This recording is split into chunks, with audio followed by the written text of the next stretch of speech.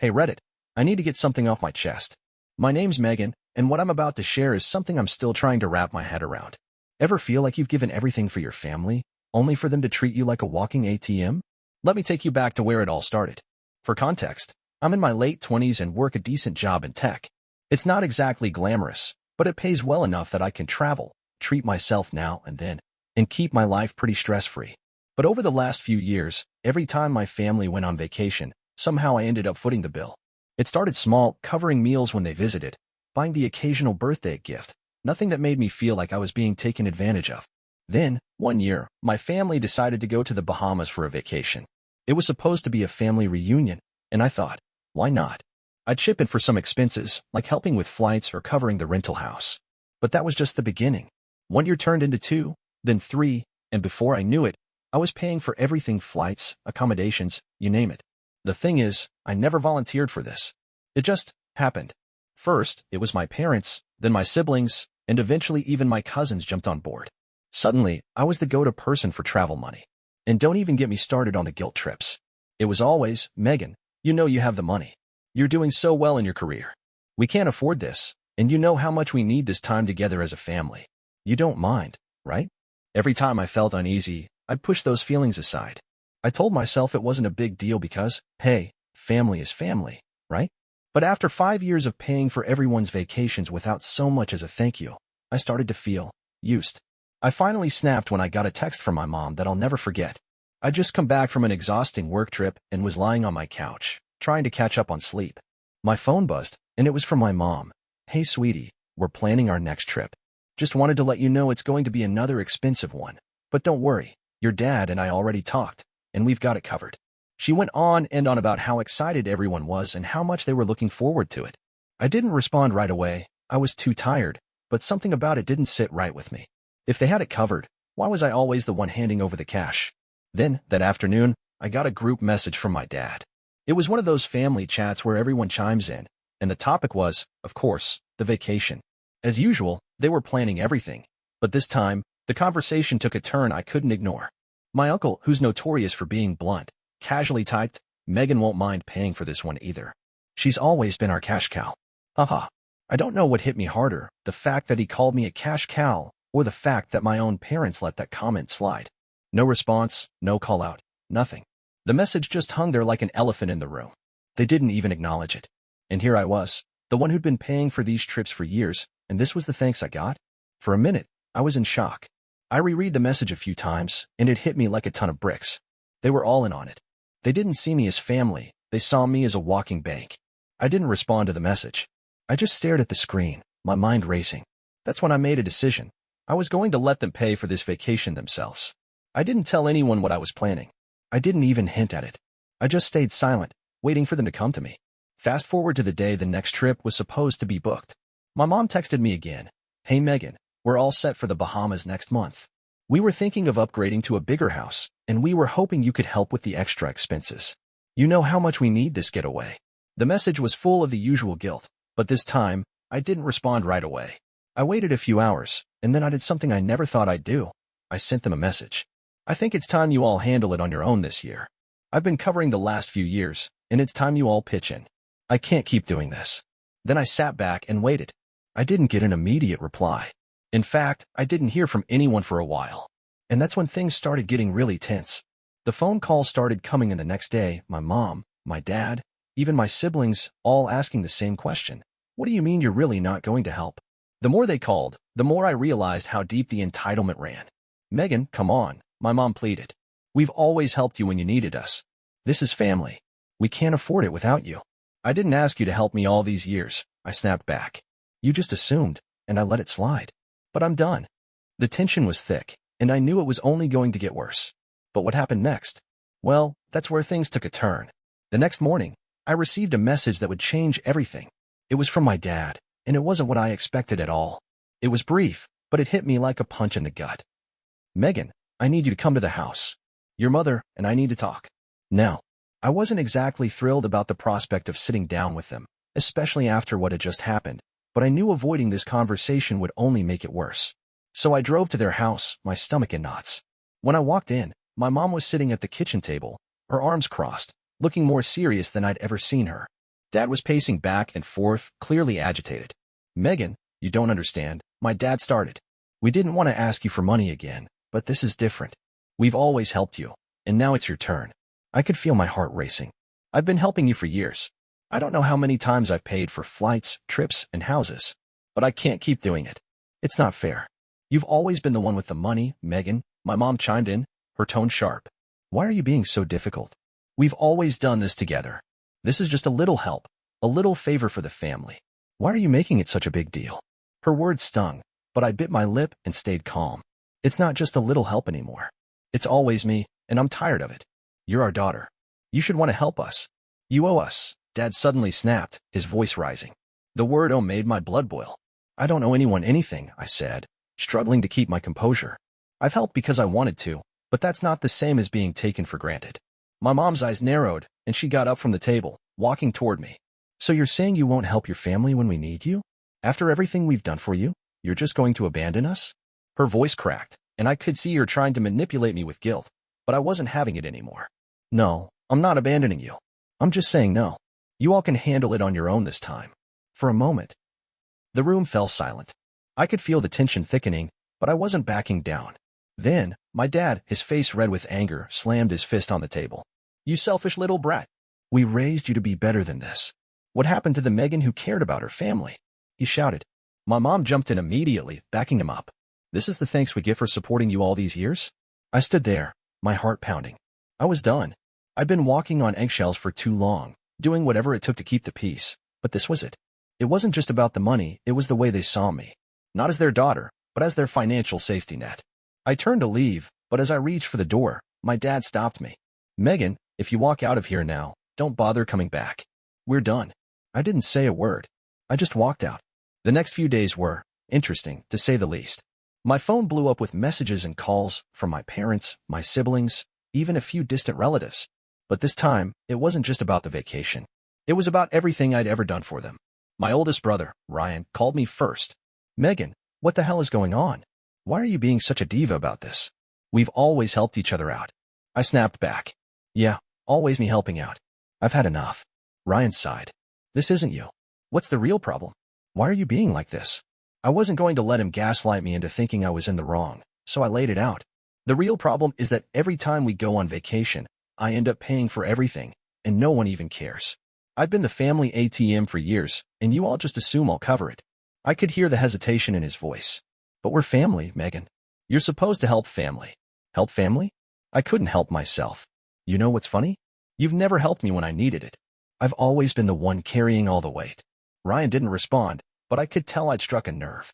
After a beat of silence, he said, Okay, fine. But don't say I didn't warn you when it all blows up. That was the first taste of what was to come. It wasn't just my parents, it was the entire family turning on me. Every time I checked my phone, there was a new message, a new guilt trip, a new threat about what would happen if I didn't come through. But the thing is, I was past the point of caring. I'd been pushed to my limit, and I wasn't going to fold. The real kicker came when I found out they were all talking behind my back, literally. One of my cousins tipped me off that my parents had sent a message to the rest of the family about me. They were making it seem like I was the unreasonable one.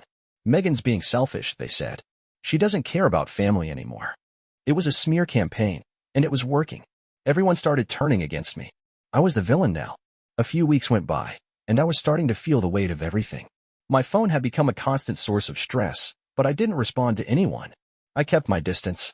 Then, out of nowhere, I got a call from my dad. I was in the middle of work, but I answered anyway. I had a feeling this was the moment things were about to take a turn for the worse. Megan, listen, my dad said, his tone much softer than before. I'm sorry. Your mom and we've been thinking. Maybe we've pushed too far. Maybe we didn't appreciate everything you've done. I almost laughed, but I didn't. This wasn't about an apology. This was about saving face. You think? I shot back. There was a long pause before he spoke again. We need you for the trip. You know we can't do it without you. I wasn't going to make it easy for him. I think you should figure it out on your own. You always said we were family. Well, family helps each other without expecting everything in return. Please, Megan, he begged. Just this once. And that's when I decided to play my hand. I knew exactly how this was going to end. As soon as my dad said those words, just this once, I felt my patience snap. I wasn't going to be the one to fix their mess this time. I'd done it for years, and every single time, It felt like they took advantage of me, never appreciating the sacrifices I made. I sat there, gripping the phone, taking deep breaths. Dad, I've been saying no for weeks now. Why do you think I'm going to change my mind just because you're begging? There was silence on the other end. Then, my dad's voice grew more defensive. I don't know what happened to you. You used to be different. What happened to the Megan who cared about family? That old guilt trip again. But I wasn't falling for it. Maybe I was the one who cared too much. Maybe it's time for you all to see what life is like without me paying your bills. I could hear him trying to calm himself down. Megan, you're overreacting. We're just asking for help with the trip. We've done so much for you. Done for me? I shot back. I've done more for you than you've ever done for me. I paid for your vacations, your bills, your new car. And now, suddenly, I'm the one being selfish because I'm not going to fund your next trip? You don't get to twist this into being about me. This is about you all being so entitled that you think it's okay to use me like this. There was a long pause. I could tell my dad didn't have a response, but I wasn't finished.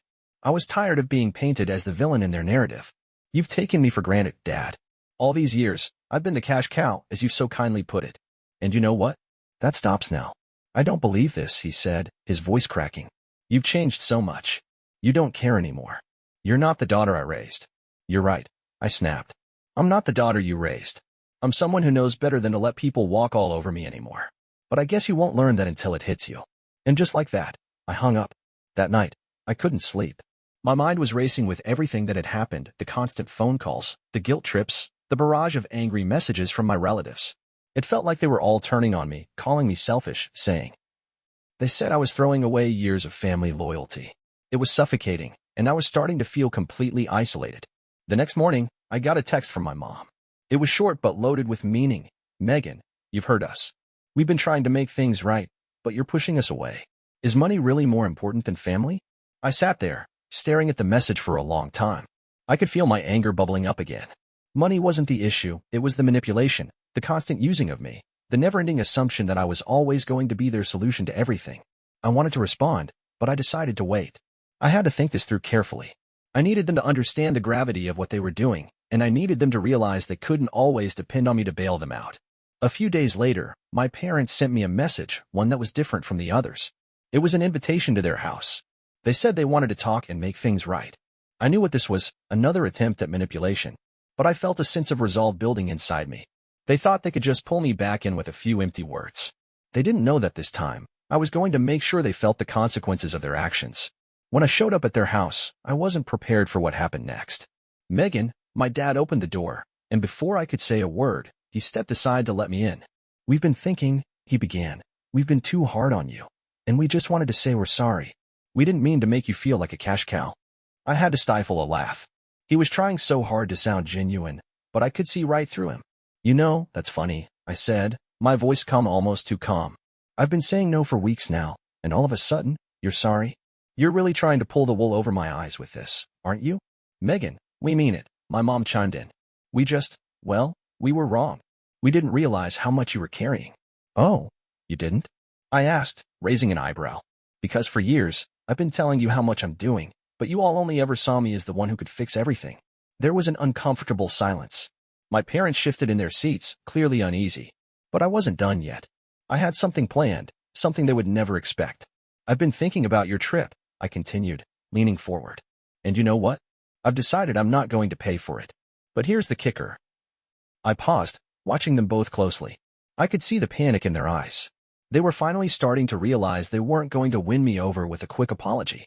You can't afford it. I'm not coming to your rescue this time. You'll have to find another way to make it happen. I've already decided. I'm done being your safety net. I stood up, and just as I was about to leave, my dad, looking defeated, spoke. Megan, please. Don't do this. I didn't say another word. I walked out, feeling a strange sense of satisfaction. But I knew this wasn't over. They had no idea what I was about to do next. For the next few days, I let the silence hang between us. My parents sent me messages, of course, but I didn't bother reading them. They were all the same, pleading for me to come back, to forgive them, to be the family I once was. Honestly, it felt good to finally not respond, to not feel like I owed them an explanation. But what I didn't expect was what happened next. One evening, about a week after the confrontation, I was sitting at home, scrolling through some emails, when I got a call from my dad. I stared at the phone, hesitation tightening my chest. Part of me wanted to just let it ring out, but another part, a part one couldn't ignore, knew this was the moment. The moment where things would either break completely or take a different turn. I answered. Megan, my dad said, his voice trembling just enough to make me pause. We need to talk. About what? I replied, trying to keep my tone as calm as possible, though my heart was racing. I'm sorry for what happened, but we've been talking, your mother and I. We can't just sit back and let you throw everything away like this. You're part of this family. You owe us. His voice had that familiar edge to it, the one that always tried to make me feel guilty, like I was the one causing the problems. I almost laughed, but I bit it back. I don't owe you anything. You've used me for years, and I'm done with it. This isn't about family. It's about you being upset that your free ride just ended. There was a long pause. I could hear him sigh heavily on the other end. Megan, we've had a plan. A big plan. Something we were going to share with you after we got back from our trip. But I guess it's pointless now. I narrowed my eyes, unsure whether I should feel alarmed or amused. A plan? What? You're going to try to guilt-trip me into coming with you on your next vacation? No, he replied, his voice turning serious. It's more than that. We were going to give you a percentage of the inheritance early. We know you've been struggling, and we thought you might want to use it to get yourself back on track. But now, forget it. I froze. My brain struggled to process what he was saying. An inheritance? Early? Wait, I said slowly. You were going to give me money after all of this? There was an almost bitter laugh on the other end of the line. We didn't want you to feel like we only saw you as a cash cow, Megan. We thought maybe this would help you understand that we cared about you. I sat there for a second, stunned. The audacity, the absolute nerve of them. After everything, they thought money would be enough to fix it. They thought I would cave just because they were throwing some cash my way. I took a deep breath, forcing my voice to stay steady. Keep your inheritance. It's too little, too late. You can't buy me back, not this time. You'll regret this, my dad spat. We won't be here forever. You'll come crawling back when you realize what you lost. I hung up, and for a moment, it felt like the weight of the world had been lifted off my shoulders. But I knew that wasn't the end. Oh no, they wouldn't let me walk away that easily. I was right. A few days later, as I was sitting on my couch, minding my own business, I got an email. At first, I thought it was from work or maybe spam, but when I opened it, my stomach dropped. The subject line was simple. We need to talk about this. It was from my mother. I opened it. It was a long message full of anger and hurt, but what caught my attention was the last line. You'll see just how much family means when we're gone. I didn't understand. What did she mean by that? I checked my phone, but there were no calls, no messages. Still, the weight of that sentence lingered. When we're gone. Then something clicked. They were going to cut me out. They were going to make me the villain in all of this, and they were going to play the victim. They were going to turn every friend and every relative against me if they had to. They weren't just mad that I refused to pay for their vacation anymore. They were hurt because they lost their source of income, and they were going to make sure I felt the consequences of it. I wasn't going to let them win, not this time. If they wanted to play dirty, I was ready to fight back. A week later, I saw a post from my mom. It was on Facebook, shared with all our family and friends. It was a picture of my parents smiling at a resort, holding drinks in their hands. But the caption, that was the kicker. Sometimes you have to learn the hard way that family doesn't always have your back.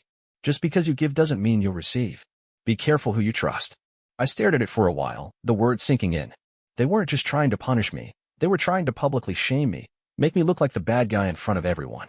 And that was where they made their mistake. Because now, I had a plan. I stared at my mom's Facebook post, feeling my anger simmering beneath the surface. This wasn't just about the vacation anymore. They were playing dirty, trying to paint me as the villain in front of everyone. It hit me hard, but I wasn't about to let them get away with it. I knew what I had to do. I spent the next couple of days pulling everything together. I had all the evidence I needed, text messages, bank statements, emails. Everything that showed just how much I had given them over the years. They'd been more than just entitled. They'd been manipulative, using guilt to get me to pay for their vacations, their bills, everything. But now, I had the receipts, and I was going to make sure everyone knew the truth. On a quiet Sunday afternoon, I shared a post of my own. It was a simple status with a picture of my parents at one of their previous vacations, the same one my mom had posted, but with a twist. I attached a screenshot of a text message from my dad where he literally said, "She won't mind paying for the trip. It's her job to help us." Then I added the message. To everyone who's been wondering what's really been going on with my family lately, here's the truth. For years, I've been paying for vacations, bills, and things I wasn't even asked for. It wasn't out of love, it was because I was guilt and manipulated. I'm done. No one gets to use me anymore. The post went up, and within hours, it was shared by dozens of family members and friends. People I hadn't even heard from in years were messaging me, asking what had happened. Some were supportive, others were shocked. But the most important part? My parents couldn't escape it. The fallout was almost immediate. My mom called me frantic. "What did you do?" she demanded, her voice shaking with a mix of anger and fear. "You've ruined everything. People are asking questions, and now they think we used you." "Helping me?" I scoffed. "You were using me. Don't twist the truth to make yourself look better. The only thing you ever helped me with was enabling me to keep paying for your lies while you ignored mine." She didn't have a comeback for that. She just hung up. But the drama didn't stop there. The entire family was in an uproar, with relatives reaching out, calling me everything from selfish to entitled. My parents were doing damage control, trying to spin things in their favor, but it was clear they couldn't recover from the truth I had exposed.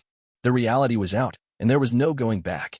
A few days later, I got an unexpected call from my uncle, one of the few relatives who had always been supportive of me.